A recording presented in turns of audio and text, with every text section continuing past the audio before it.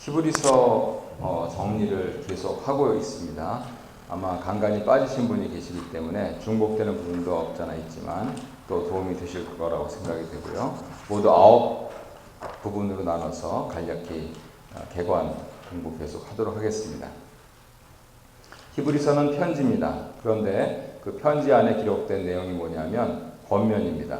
권면은 서로 이렇게 권하면서 좋게 되도록 도움의 말을 해주는 것이죠. 그랬을 때 그 권면의 말을 하는 그 근거가 무엇이냐면 하나님께서 최종적으로 말씀하신 것이 있다는 것입니다. 그것은 주체가 예수 그리스도시고 그 예수 그리스도의 생애에 나타나는 그 최상의 말씀, 바로 거기서 우리 인간이 존재하고 세상이 끝을 보고 나아가서 하나님 나라로 가는 그러한 것에 있어서 우리 힘을 얻을 수 있으니까 모두 다 그렇게 하도록 하자라고 하면서 끝까지 견디는 것. 좀 뒤에 나오겠지만은 기독교적인 용어로는 예배당보다는 성당에서 좀 많이 씁니다. 견인이라고 합니다. 견인. 끝까지 오래 견디는 것. 그 견인을 하라고 이렇게 말씀을 전하고 있습니다. 두 번째로 언제 쓰여졌는가 하는 부분들을 정확히 알 수는 없지만 학자들은 주로 이제 역사적인 사건을 통해서 미루어 짐작하기 때문에 히브리서의 예루살렘 성전이 무너진 그러한 기록이 없는 것으로 보아서, 왜냐하면 그것은 유대적인 사고방식을 갖고 있는 사람들에게는 글자가 들어 온 천지가 무너지는 것이었습니다.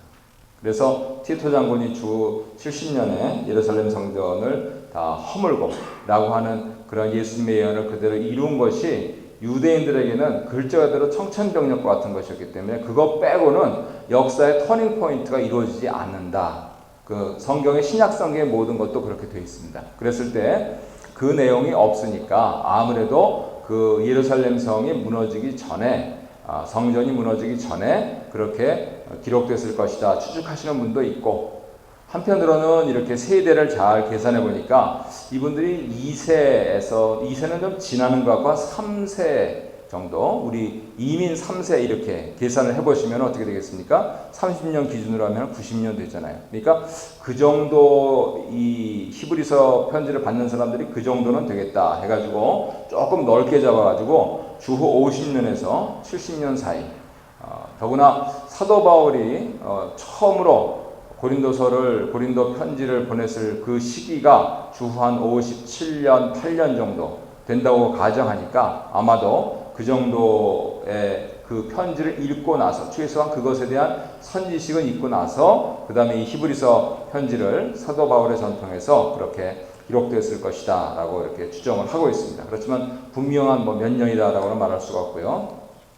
세 번째로는 수신자들 역시 누구다라고 정확히 말할 수는 없지만은 특별히 유대주의적인 정신이 강한 그러한 가정교회일 것이다. 그런데 이분들이 믿음의 이제 연단을 받아서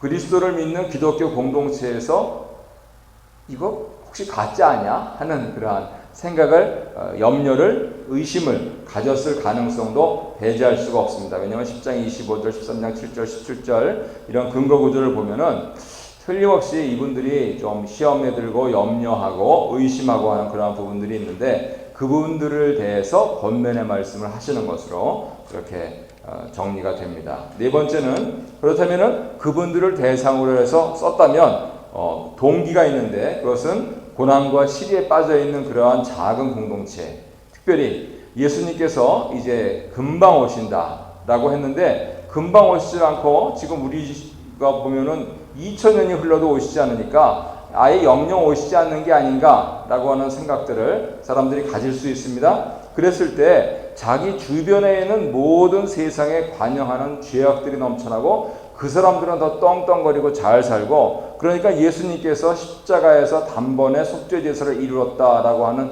이 내용도 슬슬 의심이 가는 그러한 경향도 보이고 있고요. 오히려 그냥 세상적으로 잘 먹고 잘 살다 가면은 좋은 것이 아닌가라고 하는 그러한 유혹도, 신앙의 유혹도 있는 것도 사실입니다. 그러한 분들에게 신앙의 담대함을 버리지 말고 끝까지 견디라. 우리 선조들이 해도 뭐 몇백 년 전 사람이 아니고 바로 몇십 년 전, 아니 당신들이 만나봤던 그 믿음의 조상들이 어떻게 살았는지를 잘 봐라 라고 하는 말씀을 하시는 겁니다. 만약 이것이 사실이라면 우리 이민 와가지고 2세 3세 되는 우리 한국인, 뭐 일본인, 중국인 다 마찬가지고요. 동구에서 오신 분도 마찬가지고, 더구나 이렇게 1세들이 열심히 자신의 신앙과 정체성과 민족성과 이런 것을 안고서 새로운 나라에 와서 했을 때 거의 비슷하게 문제를 겪습니다. 자녀들은 정체성의 문제를 겪고, 그 다음에 부모와 자녀 세대에는 의사소통이 안 되고 소통의 단절이 이루어지고, 왜냐면 우리는 영어를 못하고 걔네들은 한국말을 못하고, 또 한국말 못하는 사람하고 결혼하고, 그러면서 자기네들끼리는 영어하고 우리는 한국말하고, 그러니까 명절 때나 조금 이렇게 만나가지고 Hi, Bob, What's going on? 뭐 이 정도 하는 거. 그러면은 이게 정이 이게 조금 그 글자 그대로 피 붙이니까 그런 것이지, 좀 어려움이 생기고요. 또 한편으로는 꼭 그 언어 문제만이냐, 문화적인 것도 있다. 왜요? 한국에도 한국교회도 마찬가지라는 거죠. 시골에 사시는 부모님들이 열심히 논 팔고 소 팔아가지고 대학 교육까지 시켜가지고 했더니, 아들 같은 경우는 그냥 그 뭐 같은 그 며느리가 그냥 해가지고 연락도 없고 해가지고 명절 때나 겨우 내려오는데 잠깐 와가지고 얼굴 잠깐 찔끔 비치고, 그리고 자기네들 바쁘다고 해가지고 올라가고 말이죠. 그래서 그런 문화적인 문제도 있다. 예. 그랬을 때 신앙 공동체가 붙잡을 성경 중에 하나입니다. 지금 히브리서를 쓰신 히브리서 기자가 사도 바울의 전통에 서서 그렇게 믿음을 지키라 이렇게 말씀을 하시는데, 그 부분에 대해서 후손들은 선택을 해야 되는 그러한 갈림길에 놓여 있는 것이에요. 세상의 세파에 찌들어가지고 그 흘러가는 대로 그냥 그렇게 묻혀서 살 것인가, 아니면은 우리 조상들의 전통과 믿음을 따라서 살 것인가. 조금 변화는 있죠. 옛날에는 풍금도 안 썼는데 요즘은 드럼까지 쓰고요. 그러니까 우리가 뭐 시끄럽고 뭐 이런 거 좀 사실 뭐 거슬리는 게 있습니다. 그렇지만은 그 내용이 예수 그리스도를 찬양하고 하나님께 예배하는 것이기 때문에 참고 봐줄 수 있다는 것이죠. 그랬을 때 과연 그렇게 신앙이 같이 갈 수 있느냐 하는 그러한 문제에 직면한 모든 역사 속에 있는 세대에게 이 말씀을 주시고 있는 것이죠. 그래서 끝까지 견디라 라고 하는 그러한 것을 말씀을 하시고, 또 막상 살아보니까 결국은 끝까지 견디는 사람이 이기잖아요. 그래서 그러한 점들을 인생의 교훈으로 자손들에게 남겨줄 수도 있을 것이고, 아무튼 이러한 인생의 원리가 지금의 문제가 아니고 바로 1세기에도 그대로 일어났다 하는 것을 이 성경이 보여주고 있는 것이죠. 심지어는 진짜 그거 맞아, 십자가라는 거 그거 우리가 그거 믿고 있는데 이 도리가 맞는 거야? 아니면은 그냥 당장 오늘이라도 뭐 이런 데 와서 이렇게 이상하게 하지 말고 가서 또 밤일이라도 뛰어가지고 더블잡 트리플잡 뛰고 벌어야 되는 거야 라고 하면서 사람들이 가치관의 혼동 속에 쌓여 있을 때 주시는 말씀이다, 그것이죠. 그래서 이렇게 살아도 한평생 가고 저렇게 살아도 한평생 가는데 과연 어떻게 의미 있게 살아가느냐 라고 하는 부분들이 특별히 언어나 문화의 그러한 갈등을 겪고 있는 세대에게는, 더구나 요즘 우리가 살고 있는 시대는 굉장히 의미가 깊습니다. 우리 자녀들에게 네가 사는 의미가 뭐냐라고 물으면 이 사람들 진지해져요. 네가 이렇게 살아라 그러면 그건 아빠 엄마 살던 시대고 이렇게 되는데, 너는 도대체 무슨 의미를 갖고 사느냐 그러면 우리 자녀들은 의미? 그 의미 중요하지. 그러면 나는 도대체 왜 사는 거지? 그냥 되는 대로 사는 건가? 하는 그러한 인생의 근본적인 질문들에 대해 벽에 부딪힌다는 것이죠. 그래서 히브리서가 그 부분들을 건드리고 있다 하는 것이 분명한 것입니다. 그러면서 전하는 메시지는 5번째 보시면은 예수 그리스도를 저버리는 것은 하나님을 저버리는 것 같다. 심지어는 이슬람 사람들하고도 하나님에 대해서는 얘기할 수 있습니다. 하지만은 유대주의자들과 예수 그리스도에서 얘기할 수가 없어요. 그런데 그 부분에 대해서 유대인 그리스도인들에게 예수 그리스도를 버리는 것은 하나님을 버리는 것이다. 그러면서 근거로 그리스도께서는 앞에 있었던 것, 유대인들도 역시 다 인정할 만한 것, 그것이 무엇입니까? 시내산에서 있었던 이 계시와 천사들 중재와 모세와 여호수아에게 영도받았던 첫 출애굽, 그리고 그 이후에 레위기 우리가 묵상을 했습니다만 그 모든 복잡한 여러 제사, 그보다도 그리스도께서는 우월하시기 때문이다 라고 그렇게 논증을 하고 있는 것이죠. 그래서 하나님 백성들은 완전한 대지성이신 하나님의 아들을 온전히 신뢰하는 가운데 이 그리스도를 통해서 하나님께 나아가는 것이지 다른 길은 없다. 이렇게 분명하게 2세, 3세들에게 말씀을 하시고 있는 것입니다. 요즘은 포스트 모던 시대가 돼가지고 방법이 많습니다. 아주 저급하게는 모든 활락으로 해가지고 엑스타시라고 그러죠.